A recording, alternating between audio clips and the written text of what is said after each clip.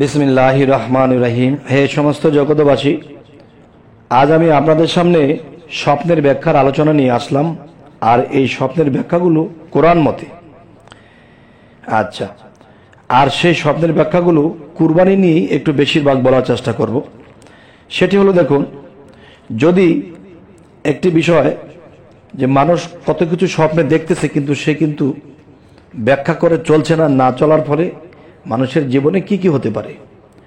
আচ্ছা, আজকের মূলত বিষয় হলো কুরবানি বিষয়। আচ্ছা, যদি নিজে কোনো গোলামকে কুরবানি করতে দেখেন, তাহলে এটি আপনি কি বুঝবেন? তবে মুক্তি পাবে। ঋণী দেখলে ঋণ পরিশোধ হবে, গরিব দেখলে ধনী হয়ে যাবেন, ভীতু দেখলে ভয় দূর হয়ে যাবে, নিরাপত্তা পাবে। যে হজ করে নাই এমন ব্যক্তি দেখলে হজ করবে, যোদ্ধা দেখলে বিজয়ী হবে, চিন্তিত থাকলে চিন্তামুক্ত হবে। আচ্ছা, তাহলে যে জিনিসগুলো আপনি দেখেছেন সেই জিনিসগুলো আপনি উল্টা পিঠে গিয়ে আপনারই জয়। না বোঝার কারণে মানুষ বহু দিক দিয়ে হতে হয় ক্ষয়। আচ্ছা, এবার আসি, কেউ যদি লোকেদের মধ্যে কুরবানির গোশত বন্টন করতে দেখে, তবে সে কি বুঝবে? সে যাবতীয় চিন্তামুক্ত হবে এবং ইজ্জত সম্মান লাভ করবে। এবার আসি, স্বপ্নে কুরবানিকারীর স্ত্রী যদি গর্ভবতী হয়, তবে তার সৎ পুত্র বা সৎ সন্তান জন্মগ্রহণ করবে, আলহামদুলিল্লাহ। এবার আসি, যদি কোনো ব্যক্তি স্বপ্ন দেখে যে উট, গরু, ছাগল কুরবানি করতে দেখে, তবে সে গোলাম মুক্ত হবে। এবার আসি, কেউ যদি কুরবানি করতে দেখে যে পশু হতে কোনো কিছু চুরি করতে দেখে, পশু হতে কোনো কিছু চুরি করতে দেখলে আমি কি বুঝবো? তবে সে আল্লাহর উপর মিথ্যা অপবাদ রটাবে। আচ্ছা, এবার আসি, কথিত আছে যদি কোনো রোগী কুরবানি করতে দেখে, তবে তা তার মৃত্যুর ইঙ্গিত করে। আচ্ছা, আবার কেউ বলে সে আরোগ্য লাভ করবে। এবার আসি, ঈদুল আজহা বা কুরবানির দিন স্বপ্নে দেখা অতীত আনন্দ ফিরে আসা এবং ধ্বংসের হাত থেকে বেঁচে যাবার লক্ষণ। কেননা এই দিন জবেহর হাত হতে ইসমাইল আলাইহিস সালাম মুক্তি লাভ করেছিলেন। আচ্ছা, এবার আসি যে জিহাদ স্বপ্নে দেখা। আমি যদি কখনো জিহাদ স্বপ্ন দেখি, তাহলে এটি কি বুঝবো?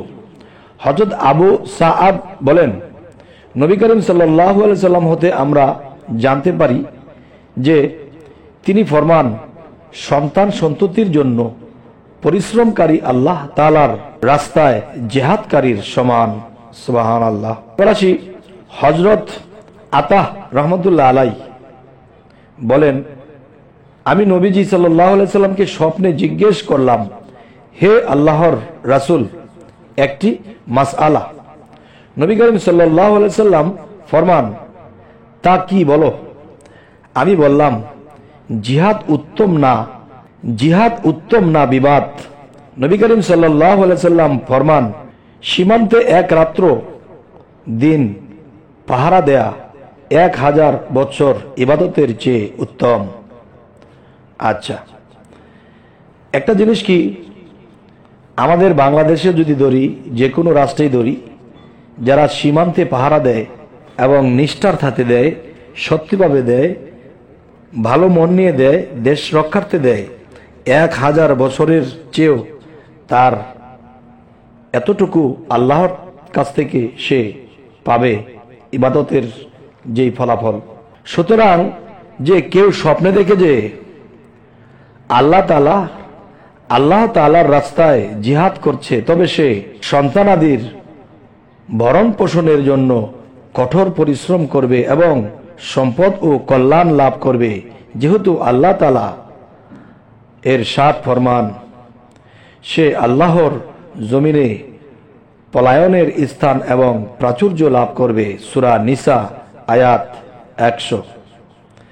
এবার আসি, কেউ যদি জিহাদে উপস্থিত থাকা সত্ত্বেও যুদ্ধ বিগ্রহ করা হতে মুখ ফিরিয়ে রাখতে দেখে, তবে সে সন্তান আদির ভরণ পোষণের চেষ্টা তদবির ছেড়ে দিবে এবং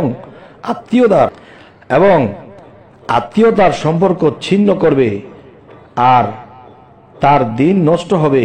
যেহেতু আল্লাহ তাআলা ইরশাদ ফরমান, তবে কি তোমরা নাফরমানি করলে, যেই পৃষ্ঠ প্রদর্শন করলে। সূরা মুহাম্মদ আয়াত 22। এবার আসি, কেউ যদি জিহাদে যেতে দেখে, তবে সে সুউচ্চ মর্যাদা, সুখ্যাতি, আল্লাহ তাআলার ফজল, অনুগ্রহ এবং বিজয় লাভ করবে। যেহেতু আল্লাহ এমনই কিছু ফরমিয়েছেন। যারা জিহাদ করে না, তাদের উপর জিহাদকারীদেরকে আল্লাহ অধিক ফজিলত এবং মহান পুরস্কার দান করেছেন। কথাটি আবার বলছি, যারা জিহাদ করে না, তাদের উপর জিহাদকারীদেরকে আল্লাহ অধিক ফজিলত এবং মহান পুরস্কার দান করেছেন। সূরা নিসা আয়াত 95। এবার আসি, যদি কেউ দেখে যে লোকেরা জিহাদের জন্য বের হয়েছে, তবে তারা মান সম্মান, শক্তি, সামর্থ্য এবং বিজয় লাভ করবে। যদি কেউ দেখে যে সে একাই কাফেরদের সাথে অস্ত্র নিয়ে জিহাদ করতে এবং ডান বাম আঘাত করছে, তবে তাকে শত্রুদের উপর সাহায্য করা হবে। আচ্ছা, এবার আসি, যদি কেউ স্বপ্নে দেখে যে জিহাদে তাকে সাহায্য করা হয়েছে, তবে সে ব্যবসা বাণিজ্য উন্নতি লাভ করবে। আচ্ছা, যদি কোনো গাজী লুটপাট করতে দেখে, তবে সে গনিমতের মাল লাভ করবে। জিহাদে জয়ী হওয়ার অর্থ দুনিয়ার সমস্ত কাজেই জয়ী হওয়ার বোঝায়। কেউ যদি আল্লাহ তাআলার রাস্তায় শহীদ হতে দেখে, তবে অধিক মর্যাদা, রিজিক বা আনন্দ লাভ করবে। যেহেতু আল্লাহ তাআলা ইরশাদ ফরমান, বরং তারা আল্লাহর কাছে জীবিত, তাদেরকে রিজিক দেয়া হচ্ছে আল্লাহর ফজল ও অনুগ্রহ হতে, তা কিছু তাদেরকে দেয়া হয়, তাতে তারা সন্তুষ্ট রয়েছে। সূরা আল ইমরান আয়াত 170। হে সমস্ত জগতবাসী, বিসমিল্লাহ শরীফ পাঠকারীর দিবারাত্রির অধিকাংশ গুনাহ আল্লাহ তাআলা মাফ করে দেন।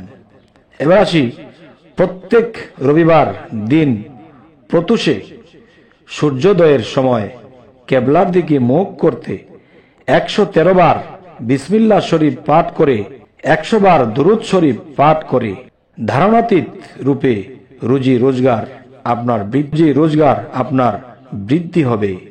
অবশ্যই আপনি সুখে শান্তিতে থাকলেও আল্লাহর নাম কখনোই ভুলবেন না। আমাদের চ্যানেলটি অবশ্যই সাবস্ক্রাইব করে নিন পরবর্তী আকর্ষণের জন্য। আল্লাহ হাফিজ।